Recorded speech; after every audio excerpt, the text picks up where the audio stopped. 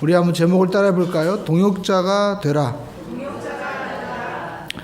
우리가 사도 바울 그러면 예수님 다음으로 가장 큰 일을 한 대사도죠. 우리가 성경에 보면 신약 성경의 대부분을 우리 사도 바울이 기록을 했고, 또 우리가 성지 순례를 가면 소아시아의 많은 지역, 그 지역 모두가 사도 바울이 자동차도 없는 그 당시에 전 지역을 다니면서 소아시아를 복음화시킨 아주 위대한 사도입니다. 그런데 사도 바울이 로마에 있는 성도들에게 편지를 쓴 이 마지막 로마서 16장에 보면 사도 바울이 어떻게 이렇게 큰 사역을 감당할 수 있었을까 하는 그러한 그 궁금증이 해결되는 그런 말씀이 나오고 있습니다. 성경에 보면 사도 바울이 혼자 한 것이 아니고 오늘 보니까 이 많은 사람들과 함께 동역을 했다라는 것입니다. 그러니까 그 사람들을 믿어준 거예요. 그러니까 우리는 지금 이 불신의 시대에 살아가고 있잖아요. 이 불신의 시대에 살고 있는 우리에게 어떻게 하면 우리가 이렇게 아름다운 삶, 행복한 삶, 복음의 열매를 맺는 삶을 살 수 있을까 하는 그 은혜의 비밀이 오늘 로마서 16장에 나타나고 있다라는 것입니다. 오늘 여러분 첫 번째 우리가 알아야 될 것은 내가 당신을 믿고 당신이 나를 믿어야 된다라는 것입니다. 우리 옆에 분과 한번 인사할까요? 내가 당신을 믿고 당신이 나를 믿어야 합니다. 네. 내일에 대한 꿈이 없고, 그리고 또 염려하는 것 중에 하나가 먼저 자기 자신을 못 믿는 거예요. 내가 왜 이 학과를 선택했을까? 내가 왜 이 직장을 내가 선택했을까? 심지어는 내가 왜 이 남자를 만났을까? 이 여자를 만났을까?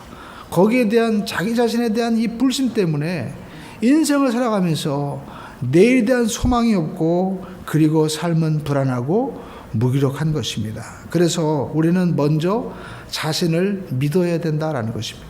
여러분, 자녀를 교육할 때도 마찬가지입니다. 자녀를 믿어줘야만 되는 거예요. 어떤 사업을 잘하는 훌륭한 분이 자기 옛날 얘기하는 겁니다. 자기 옛날에 공부를 잘해서 아버지가 그 없는 가정에도 이제 도시에 자기를 유학 보냈는데, 시골에서는 잘했는데 도시에 가니까 상황이 다른 거예요. 맨 처음에 시험을 보니까 전교 꼴찌가 나온 겁니다. 그 성적표를 정말 가져갈 수가 없어가지고 결심을 했습니다. 위조를 하자. 그 성적표를 위조했습니다. 그 성적표를 고쳐가지고 1등을 했다고 고쳐주니까 아버지는요, 잘했다 내 아들아, 동네 사람들을 다 불러다가 돼지 잡아서 잔치를 벌여준 거예요. 근데 마음에 죄의식이 있어서 내가 정말 1등 해야 되겠다 그래서 열심히 해서 정말 훌륭한 사람이 결국 되었습니다. 아버지에게 나중에 아버지 사실은 제가 하는데, 아버지가 벌써 다 알고 있는 거예요. 아버지가 알면서도 속아준 거예요. 자기를 믿어줬다는 것입니다. 그 믿음이 자기를 오늘날 이 위치에 또 이렇게 성공의 자리에 오를 수 있게 되었다는 거죠.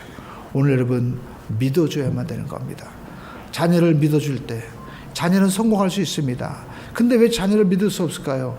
내 자신부터 못 믿는 거예요. 그러니까 자녀는 부모를 닮는데 부모가 믿음이 없이 살아가니까 어떻게 자녀가 믿음의 사람이 될 수 있겠어요? 우리는 먼저 내가 하나님이 선택한 자녀이고 하나님이 나를 축복하시고 너희를 향한 나의 생각은 내가 하나니 재앙이 아니요 평안이라 장래의 소망을 주려 하심이라. 하나님께서 나를 축복하심을 믿고 나가는 그러한 긍정적인 믿음의 사람이 되기를 주님의 이름으로 축원을 드립니다. 여러분 서울에 가보시죠. 많은 고층 빌딩이 있잖아요. 뉴욕 맨하탄에도 가면 엄청난 빌딩들이 있습니다. 저는 어떤 사진을 보았습니다. 이 백화점에서 있는 그 화장실에 있던 사진이 있더라고요. 근데 보니까 참 놀라웠어요. 이 철근 위에 밑에 가만히 보니까 엄청난 그 빌딩들이 있는데, 거기에 그 일하는 사람들이 올라가서 함께 담소도 나누고, 그리고 또 거기서 이렇게 휴식을 취하는 거예요. 예.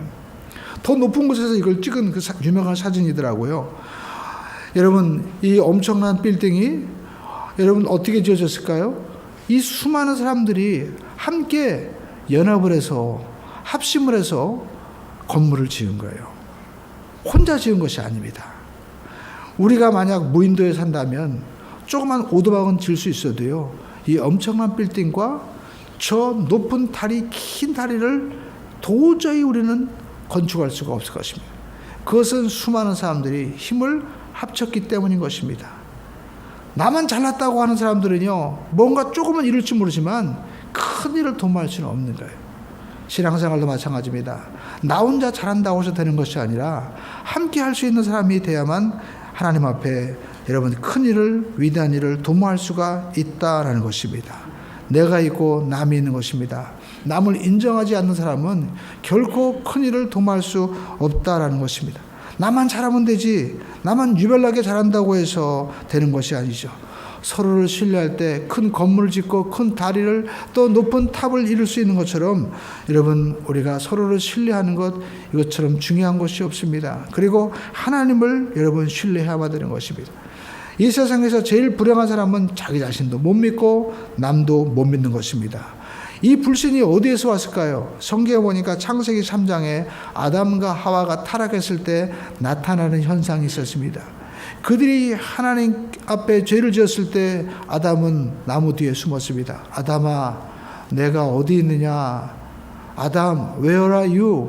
오늘도 하나님이 우리를 부르시죠. 너 지금 어디에 있느냐? 그때 내가 두려워하여 숨었나이다 라고 말씀합니다.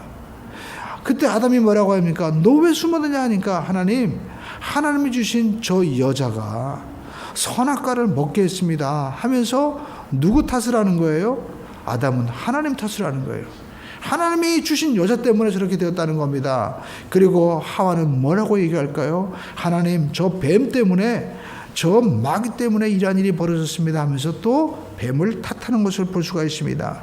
그러니까 여러분, 불신이 들어오니까 이 지상 낙원인 에덴도 완전히 불행의 땅이 되고 마는 것입니다. 여러분, 성경에 보니까 이스라엘 백성들이 애굽에서 구원받았습니다. 그리고 가나안 땅을 향해 가는데 그들은 1세대들은 모두가 광야에서 그냥 뺑뺑 돌다가 고생만 하다가 모두가 광야에서 죽고 말았어요. 민수기 14장에 보면 그 이유가 나옵니다. 민수기 14장 11절에 보니까 하나님께서 말씀하시죠. 이 말씀 가운데 모세에게 이르시되 어느 때까지 나를 멸시하느냐. 그게 뭐예요? 어느 때까지 나를 믿지 않느냐. 그들이 나를 믿지 않았다는 거예요. 그 믿음이 없으므로 원망과 불평함으로 말미암아 결국 그들은 광야에서 다 죽고 말았습니다. 그러니까 우리 인생의 원망과 불평은요, 그냥 불평 자체가 아니라 그 믿음의 뿌리에는 뭐가 있느냐? 불신이 있다라는 것입니다. 그 불신앙이 원망을 나타내는 거예요. 사람에게 대해서도 원망하고 또 환경에 대해서도 원망하고 자기 자신에 대해서도 나는 왜 그럴까? 원망과 불평은 그 깊은 뿌리에는 하나님에 대한 믿음이 사라졌기 때문이다라는 것입니다. 그래서 성경은 우리에게 말씀하고 있습니다. 우리 예수님께서도 기적을 일으키실 때 뭘 보셨어요? 그들의 믿음을 보셨다는 거예요. 성경 보니까 마태복음 8장 13절에 유명한 백부장이 나오죠. 백부장이 예수님 우리 하인 고쳐주세요. 그래, 내가 네 집에 가겠다. 우리 집에 오실 필요도 없습니다. 그때 예수님께서 내가 이스라엘 집에 이만한 믿음을 본 적이 없다라고 말씀하시면서 제가 우리 집에 오지 않아도 주님이 말씀 안 하시면 됩니다. 제가 백부장 아닙니까? 제가 명령하면 군인이 오고 가는데 하물며 주님께서 명령하시는데 왜 기적이 일어나지 않겠습니까? 여기서 명령만 하십시오. 그랬더니 예수님께서 백부장에게 이르시되 뭐라고 말씀하고 있습니다. 야, 이스라엘 중에 이만한 믿음이 없도다 하면서 내 믿은 대로 될지어다. 오늘 저와 여러분들이 믿음을 갖는 우리 모두가 되시기를 주님의 이름으로 축원을 드립니다. 그러니까 주님이 믿음을 보신 거예요. 오늘 저와 여러분들이 하나님 앞에 믿음의 사람이 되어야 된다라는 것입니다. 예수님께서도 말씀하시죠. 이 산을 명하여 바다에 던지려 하고 그 말하는 것이 이를 줄 믿고 마음에 의심하지 않으면 어떻게 해요? 그대로 된다는 거예요. 믿어줘야 된다는 것입니다. 그러니까 사도 바울이 이렇게 수많은 엄청난 사역을 할 때 오늘 성경에 보면 이 많은 인물이 나오죠. 우리가 1절로 2절에 보니까 베베 집사가 나옵니다. 3절로 4절에 보니까 누구가 나와요? 브리스길라와 아굴라. 이 브리스길라와 아굴라는 우리가 3절 4절에 보니까요, 자기의 목숨까지도 내놓았다는 거예요. 베베는 보호자가 된 거예요. 사도 바울은 사실 큰일을 한 사람이지만 부족한 점이 많았습니다. 왜냐하면 자기 자신도 자기 몸에 가시가 있다고 얘기했었거든요. 그러니까 그것이 어떤 뭐 안질인지 간질인지 또 학자들의 의견이 많이 있지만 우리가 사도 바울의 이 그림을 보면은요, 대머리입니다. 그리고 키도 작습니다. 그리고 외모가 볼품없어요. 그리고 또 사도 바울은 성격도 안 좋았어요. 자기보다 신앙의 선배인 베드로에 대해서도 막 훈계하고요. 그리고 또 자기를 도와준 바나바 그 생질 마가가 선교가 어렵다고 하니까 그러면 그만둬라 그래가지고 마가는요 집으로 가버렸어요. 그런 일이 막 벌어집니다. 그렇게 약점이 많은 사람인데 오늘 성경에 보니까 이 수많은 사람들이 사도 바울을 믿어준 거예요. 제가 가만히 보니까 이분들은 무엇을 볼 것일까요? 사도 바울의 그 엄청난 믿음의 장점을 본 거예요. 우리도 인생을 살아가면서 여러분 사람을 바라볼 때 그 사람의 장점을 봐야 해요. 그 사람의 여러분 좋은 점을 바라볼 수 있는 믿음의 눈이 있어야만 그 사람이 여러분 위대한 사람이 되는 겁니다. 자녀들을 믿어주세요. 할렐루야. 또 남편을 믿어주세요. 오래오래 교회를 믿고 말씀을 믿을 때 역사가 나타나는 겁니다.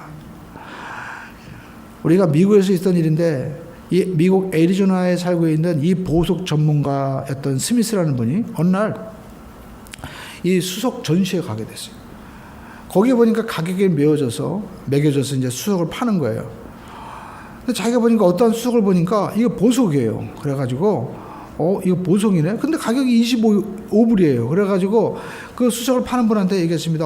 이거 보석인데 그랬더니 그분이 빙그레 웃으면서 보석 같죠? 저희가 다 검사해 본 거예요. 다 짱돌이에요. 이게 보석이면 저건 금이겠네요. 그러면서 이게 마음에 드시나 보죠. 그러면서 그럼 이걸 좀 싸게 드릴게요. 그래가지고 25불인데 10불에 이분이 샀어요. 그래가지고 집에 와서 현미경을 가지고 검사했습니다. 보니까 사파이어 원석이었어요. 15불을 주고 샀는데 세상에 이분이 사파이어 원석을 깎아서 번 돈은요 우리나라 돈으로 22억 원에 그 가공을 해서 팔았다는 거예요. 그러니까 여러분 우리가 똑같은 돌이라도요 볼 수 있는 눈이 있어야 돼요. 만약 사도 바울도 이 모든 사람들이 인정해주고 격려해주고 기도해주고 여기 보니까 많은 사람들이 나오죠. 목숨을 내어놨다. 보호자가 되었다.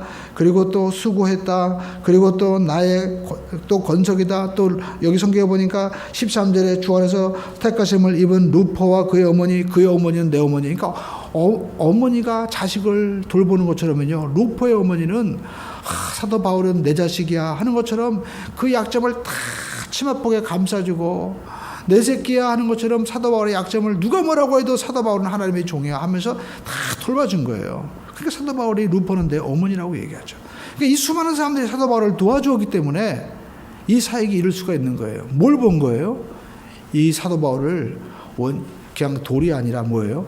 이 사람은 보석이야 라고 인정해 준 거예요. 그렇기 때문에 사도 바울의 사역이 이렇게 위대하게 설 수가 있었던 것입니다. 그러므로 저와 여러분들이 내 자신을 믿고 그리고 또 우리 주위에 있는 사람들을 믿고 교회를 믿고 하나님을 믿는 믿음의 사람이 될 때 귀한 역사가 나타나게 될 줄로 믿습니다. 그리고 사도 바울은 오늘 이 마지막 서신 16장에서요 중요한 말씀을 하고 있습니다. 우리가 17절에 보면 형제들아 내가 너희를 권하노니 너희가 배운 교훈을 거슬려 분쟁을 일으키거나 거치게 하는 자들을 살피고 그들에게서 떠나가라. 분쟁에 대해서 말씀하고 있는 거예요. 여러분 우리가 가정이나 교회나 사회나 또 어떤 단체든지 진짜 저건 외부에 있는 것이 아니라 어디에 있는 거예요? 내부에 있는 것이다라는 겁니다. 우리가 이 초대교회 모든 교회들도 진짜 어려운 거는요 외부의 고난과 고통이 아니었습니다. 내부에 있는 이단과 그리고 자기 동족 유대인들이 끊임없이 사도 바울을 공격하고 그리고 교회를 허무는 사람들이 있다는 거예요. 여러분 교회는요 완벽한 곳이 아닙니다. 우리가 외국을 가려면 어디를 가야 돼요? 공항을 가야 되죠. 마찬가지로 천국을 가려면 어디를 가야 됩니까? 교회 와야 됩니다. 이 교회를 통해서 하나님의 말씀을 들을 수 있고 천국 가는 믿음의 티켓을 우리가 받게 되는 거예요. 그러나 공항에 가도 여러분 공항이 외국은 아니잖아요. 공항에 가면은 수많은 뭐 장사꾼도 있고요. 뭐 경찰들도 있고 그리고 또 거기 보면은 택시 운전사도 있고 별 사람들이 다 모여 있습니다. 가이드도 있습니다. 심지어 그 앞에까지만 데려다 주고 자기는 또 안 가는 사람들도 많이 있죠. 좋은 물건을 파는 면세점 사람도 있지만 그 사람들이요 외국 가는 분들 아니에요. 마찬가지로 여러분 교회도 수많은 사람들이 모여있지만 이곳에 있는 사람들이 다 천국 가는 사람은 아니에요. 어떤 사람은 이단이 와 있을 수도 있는 거예요. 어떤 사람들은 교회를 막 흔듭니다. 어떤 사람은 분쟁을 일으키는 거예요. 그래서 사도 바울이 오늘 교회는 천국 가는 하나님께서 부르심 받은 이 부름의 성도들의 모임이지만 이 교회에도 이렇게 분쟁을 일으킨 자들이 있다라는 것입니다. 그러면서 내가 너희를 권하노니 분쟁을 일으키거나 어떻게 해요? 또 거치게 하는 자들을 살펴라. 살핀다는 말은 영어 성경편에 보니까 watch out, examine, 잘 조사해보라는 거예요. 그래서 우리는요 분별력이 있어야 돼요. 제가 아는 어떤 목사님은요 재밌는 이야기합니다. 자기가 6.25 때 이제 서울에 살다가 저기 지방으로 충청도로 이제 이 골짜기로 이제 피난을 가게 됐대요. 그래서 거기서 그 시골집에 살게 되는데 어느 날 자기가 분명히 기억한 5살 때인데도 선명하게 기억을 한다는 거예요. 그때 어떤 아저씨가 오더니 야, 이 동네 술 파는 데가 어딨냐? 그러니까요 자기가 이 5살 때 자랑스럽게 술 파는 데요? 저 알아요. 그러면서 자기 집에 보니까 그 할머니가 그 주인집 할머니가 이 큰 항아리에다가 술을 담아가지고 파는 거 봤거든요. 우리 집이거든요. 그러면서 가는 거예요. 그래가지고 여기 있다고 이게 다 술이라고 그러니까 그 아저씨가 따라오더니 술이네. 그날로 잡혀갔어요. 밀주를 단속한 사람이었습니다. 그래가지고 아버지한테 저녁 때 돼지기 얻어맞고 다음날 그 집에서 쫓겨났다는 거예요. 자기는 또 선명하게 기억한다는 겁니다. 그러면서 자기가 그때 분별력이 없고 그리고 자기가 너무 어렸기 때문에 성숙하지 못하기 때문에 그런 일이 벌어졌다는 거예요.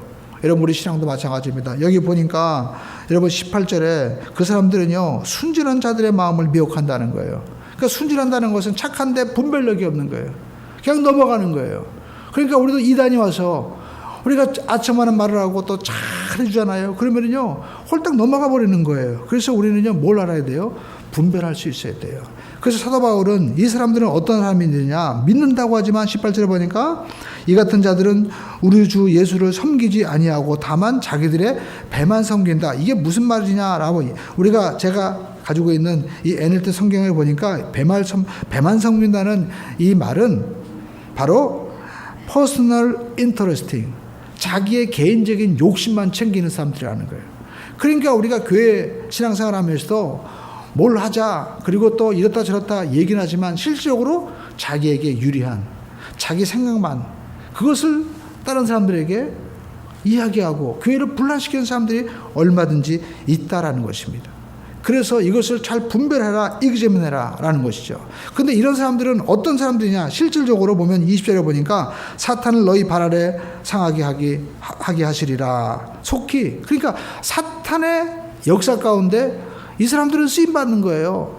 성령께서 하나님이 쓰시는 사람이 아니라 그 배후에는 마귀가 역사한다는 거예요. 여러분 마귀란 이름의 뜻은요. 그 이름을 보면 그 존재를 알 수 있죠. 여러분 우리가 이 컵이 뭐예요? 물을 담는 뜻이라는 그 의미가 있어요. 한자를 보면 이 글자의 모양, 또 영어는 어떤 의미가 있잖아요. 이름에도 다 뜻이 있잖아요. 마찬가지로 마귀, 이 디아볼로스는요, 그 이름에 뜻이 있는 거예요. 디아라는 말은 between, 그 사이에, 볼로스는 말은 던진다는 거예요. 그러니까 마귀는 하나님과 사람 사이에 던지는 자예요. 그래서 창세기 3장에 보면 마귀가 와서 무섭게 하와에게 나 무섭지라고 얘기한 게 아니에요. 하와가 어느 날 동산에 있으니까 야, 너 저 선악과 왜 먹지 말라고 한지 알아? 그러니까 하와가 뭐래요? 저거 먹으면 죽을까 봐 그런가 봐. 그렇게 얘기하는 거예요. 그랬더니 이 마귀가 뭐라고 합니까? 아니야. 이거 먹으면 너도 하나님처럼 될까 봐 하나님이 먹지 말라고 한 거야. 라고 얘기하는 거예요. 그러니까 마귀가 그 얘기 듣고 어떤 마음이 들까요? 하와가 어떤 마음이 들까요?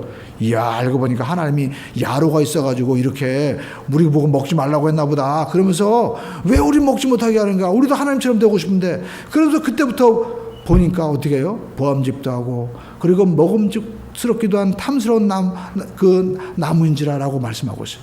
그래가지고 자기가 홀랑 먹고 자기만 먹었지. 왜 또 남편에게 줘요? 남편이 주니까 남편도 같이 먹어버리고 마는 거예요. 그러니까 보니까 남자는요, 여자의 유혹에 참 약해요. 그냥 넘어가 버리고 말았어요. 그래가지고 콩가루가 돼버린 거예요. 그러니까 여러분 마귀가 한 건 뭐예요? 그 하나님과 하와 사이에 말 한마디 던진 거예요.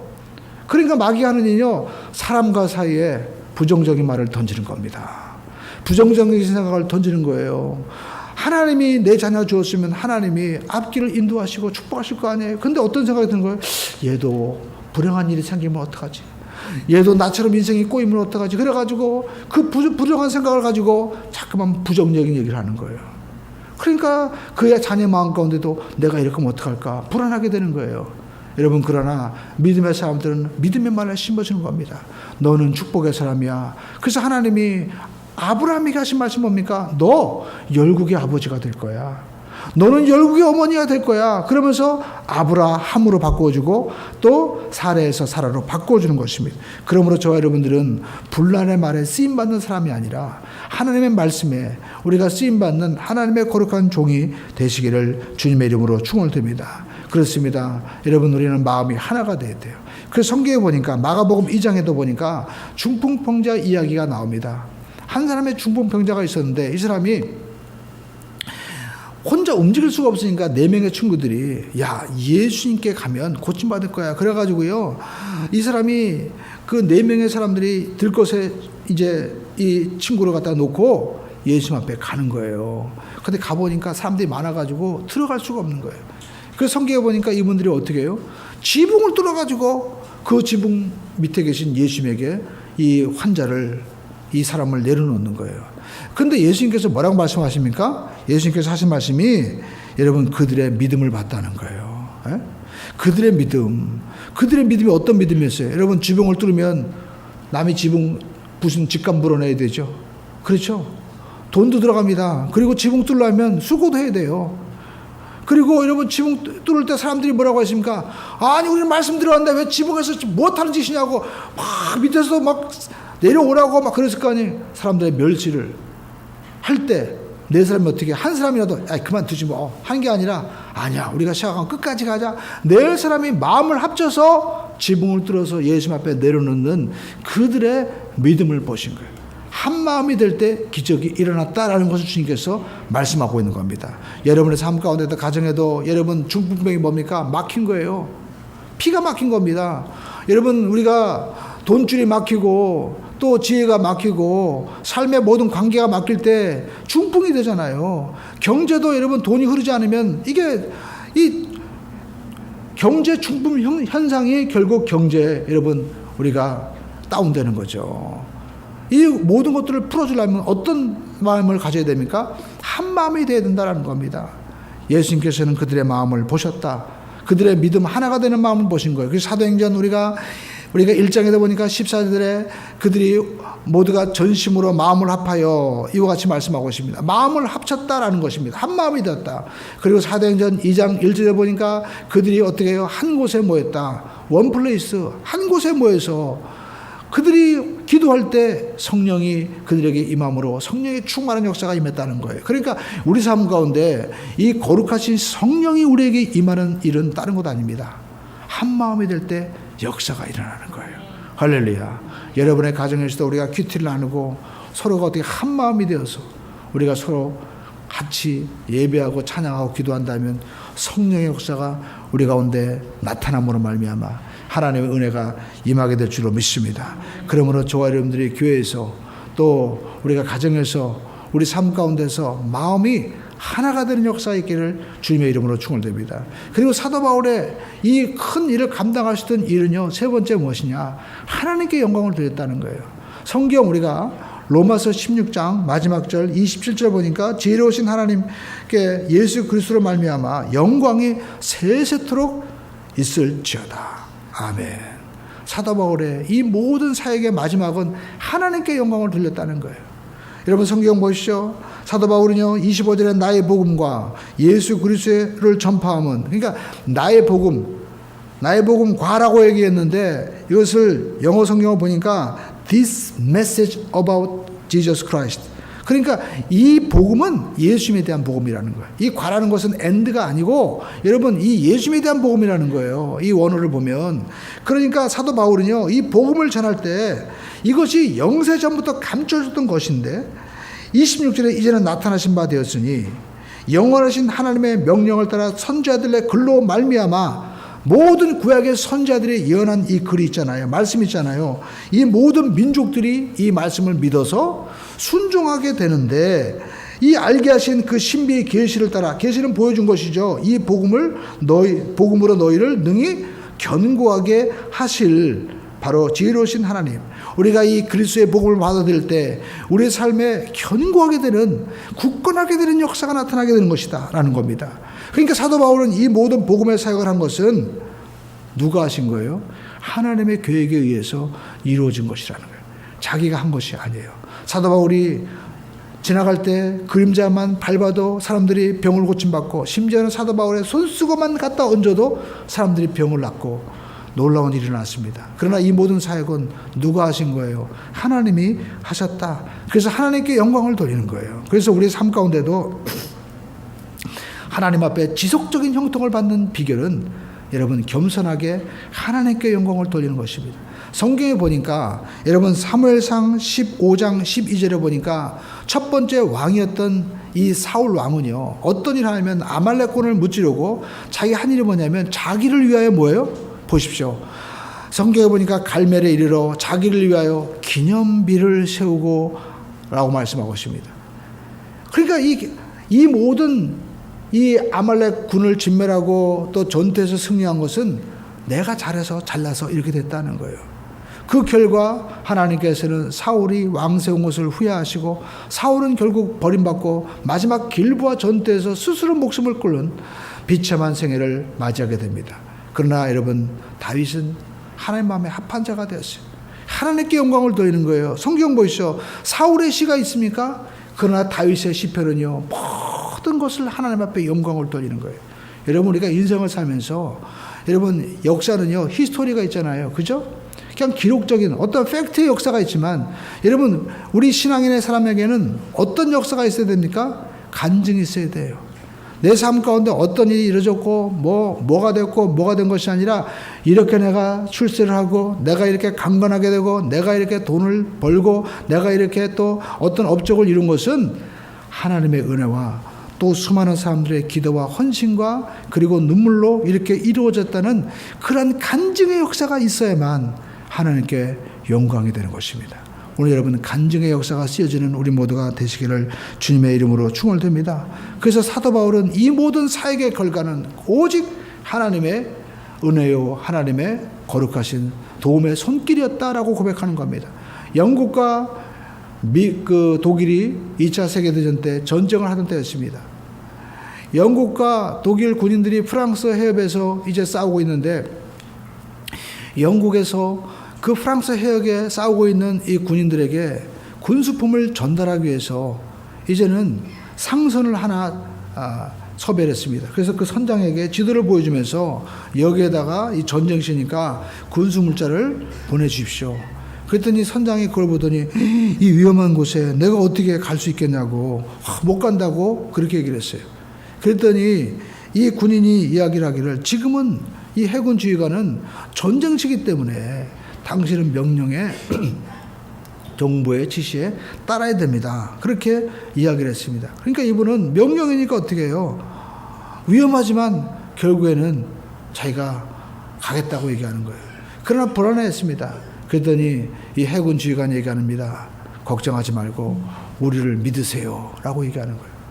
그리고 이분이 이제 그 군수물자를 싣고 프랑스 해협에 도착했더니 독일 배들이요 쫙 있는 거예요. 겁이 덜컥 나가지고 아이고 나 이제 죽게 되었구나, 그런 마음이 염려가 오는데, 웬걸 자기 배가 가는데요, 앞에 있는 독일 배들이 다 사라지고 마는 거예요. 이야, 이거 어떻게 된 건가. 나중에 알고 보니까요, 자기 그 배 밑에는요 잠수함들이 쫙 따라오고 있었던 거예요. 그러니까 이 독일 배들이 그걸 알고 다 그냥 도망가 보는 거예요. 어뢰를 맞을까 봐. 우리의 삶 가운데도 마찬가지입니다. 우리가 하나님의 나라와 의를 위해서 나간다면, 영적인 복음의 제사장을 위해 사역을 감당하기 위해서 나간다면, 주님께서 약속하셨습니다. 너희가 먼저 그의 나라와 의를 구하라. 그리하면 이 모든 것들을 내가 너희에게 더하여 주시리라. 하나님이 다 책임져 주신다는 거예요. 하나님이 책임져 주시는 인생이 되시기를 주님의 이름으로 축원드립니다. 그래서 사도 바울은 내가 이 모든 사역을 한 것은 내 힘이 아닙니다. 나는 하나님의 영광을 위해서 나갔을 뿐인데 하나님께서 나를 도와주시고 인도하셨습니다. 라는 고백을 마지막으로 하고 있는 것입니다. 오늘 저와 여러분의 삶 가운데 우리 인생의 아름다운 복된 인생이 되기 위해서는 우리는 다시 한번 이 사도 바울의 말씀을 여러분 기억해야 됩니다. 혼자 하려고 하지 마시고 동역하는 자가 되기를 주님의 이름으로 축원드립니다. 누가 나를 도와줄까라고 생각하지 말고 내가 도와주는 사람이 되세요. 그러면 여러분 더 큰 도움의 손길이 우리에게 오게 되는 것입니다. 할렐루야. 우리 한번 하겠습니다. 내가 먼저 도와주는 자가 되자. 그리고 우리가 여러분 교회도 다툼이 있는 거예요. 완벽한 곳이 아닙니다. 교회는 천국 가는 곳이지 여기가 천국 아니에요. 그렇기 때문에 우리는 분별을 해야 된다라는 것입니다. 우리가 분별할 때 특별히 기준이 있습니다. 전통적으로 내려오는 기준은 첫 번째 성경과 맞는가라는 거예요. 그리고 우리가 어떤 일 할 때 그 사람이 아무리 잘해도요, 그가 하나님 앞에 영광을 돌리느냐 아니면 자기의 배만 채우고 자기의 이익을 취하느냐, 이것을 분별해야 되는 것입니다. 그리고 세 번째, 공동체의 덕을 세우고 그 사람이 공동체의 선과 그리고 공동체의 그 덕과 그리고 무리하지 행하지 않고 예의 바르게 행동하는가, 이것을 정확하게 볼 수 있어야 된다는 것입니다. 사도 바울은 그래서 교회가 아무리 세워져도 내부에서 분열하면 소용이 없다. 그러므로 서로가 분별해서 교회를 잘 세우라고 권면하고, 그리고 이 모든 일이 이루어지는 것은 내 힘이 아니라 하나님의 은혜요, 하나님의 섭리라는 것을 분명하게 고백하고 나갈 때 이 대사도 바울 같은 귀한 역사가 우리에게 나타나게 되는 것입니다. 오늘 여러분, 우리가 이 시대를 살아가면서도 사도 바울과 같이 우리는 어려운 시대에 살아가고 있습니다. 그러나 분명한 것은 하나님이 우리의 힘이 되어주시고 우리를 도와주십니다. 그 하나님과 동역하는 우리 모두가 되시기를 주님의 이름으로 축원을 드립니다. 기도하겠습니다. 하나님 아버지,